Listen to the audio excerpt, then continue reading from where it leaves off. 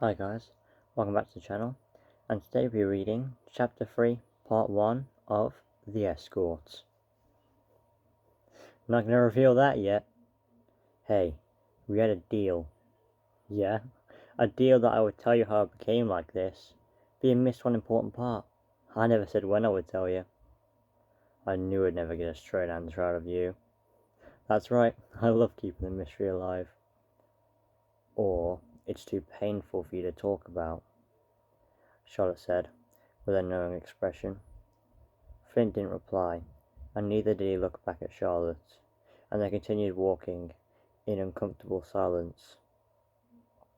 After a while, they entered a longer hallway, filled with fleshy statues. Someone's got a hobby, or someone's trying to scare us off, and I won't be so easily frightened. Charlotte and Flint continued down the hall, Charlotte walking carelessly, and Flint following behind her, keeping his eyes on the fleshy statues. Wouldn't it be creepy if one of these statues just started running towards us at full speed? That would never happen. They're not alive. Not anymore, anyway. Suddenly, Flint hears a noise behind him, and he spins around and sees a fleshy statue has been knocked down. He looks at it for a second, but then he hears Charlotte scream, and he turns back, but Charlotte isn't there. It's just the statues. Charlotte? Where'd you go? There's no answer, just dead silence, and the stares of the fleshy statues. Flint keeps walking, very carefully, feeling a little self-conscious because of the statue's glares. After a few steps, he hears breathing, and turns to one of the statues, looking directly at it, when somebody grabs him from behind and tries to stab him with a syringe filled with an unknown substance. But Flint stops them, grabbing the person's arm holding the injector and throwing them over his shoulder.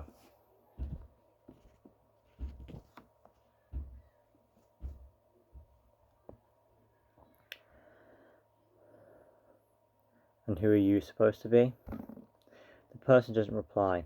They just stand up there, ragged clothes and makeshift hood covering their face. They run towards Flint, and Flint pulls out his axe, swinging it at them. But the person ducks, stabbing the syringe into Flint's legs. Flint lets out a painful laugh and kicks the person away. Nice try, but I refuse to go down that easily. Flint swings his axe down on the person, hitting their shoulder, and blood starts to pour from the wound. But Flint doesn't stop there. He raises his axe again, ready to plant it in the middle of the person's face. Before he can, his legs start wobbling, and he starts feeling the effects of the injection. His vision goes blurry, and he starts to feel sleepy. Flint collapses to the floor, and his eyes close. Sometime later, Flint wakes up slowly. His head was aching, and he was still feeling a bit sleepy.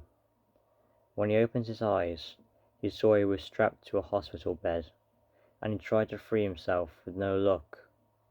His vision cleared up further, and he could see the hooded person in front of him, standing next to a small table filled with sharp tools. The room was small, with a medical curtain and blood covered to the walls, and a few chopped limbs lay around in labelled buckets. Where the hell am I? You're in my surgery room, the person said, turning to Flint. They had taken off their hoods to reveal a young man. They were smiling widely, and their body jittered every few seconds. Where's Charlotte? Oh, that soldier? She's around, but my focus is on you for now. The name's Casey, by the way, but you can just call me Case. What do you want from me, Case? I just want to complete my collection. Casey pulls back a curtain and reveals a group of those fleshy statues. That is the end of chapter 3. 3, I think it is now. Chapter 3, Part 1. I hope you enjoyed it, and I'll see you in the next one.